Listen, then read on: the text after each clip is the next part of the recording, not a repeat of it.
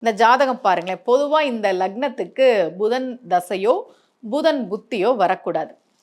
வருமான தடை இருக்கு. என்ன பண்றதுன்னே தெரியல. வேற கம்பெனில வந்து வேலையில சேரவே முடியாத ஒரு சூழல். ஆனா, உடனடியா ஒரு வேலையில சேர்ந்து பணம் கிடைச்சா மட்டும் தான் குடும்ப செலவுகள சமாளிக்க முடியும். எவ்வளோ நாள் வந்து வருமானம் இல்லாம இருக்க முடியும்? அப்ப எனக்கு எப்ப அடுத்த வேலை கிடைக்கும்னாரு. ஆனா, இவருக்கு புதன் அப்படின்றது நல்லதை செய்யக்கூடிய கிரகம் அல்ல. பொதுவா ஜோதிடம் தெரிஞ்ச எல்லாருக்குமே தெரியும். இந்த லக்னத்துக்கு புதன் தசை வரக்கூடாது அப்படின்னு நம்ம சொல்லுவோம்.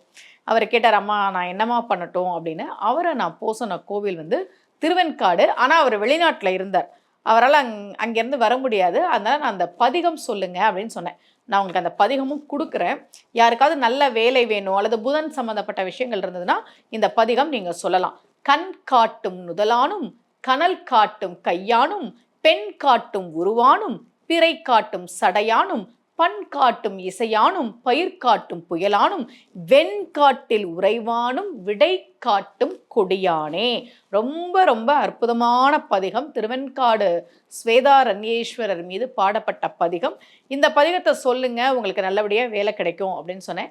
யாருக்காவது நீங்க இந்த லக்னமா இருந்து உங்களுக்கும் இந்த மாதிரி ஏதாவது பிரச்சனைகள் இருந்ததுன்னா இந்த பதிகத்தை சொல்லி பயன்பெறுங்கள். மீண்டும் சந்திக்கலாம். அனைவருக்கும் அன்புடன் சுமதி ஸ்ரீ.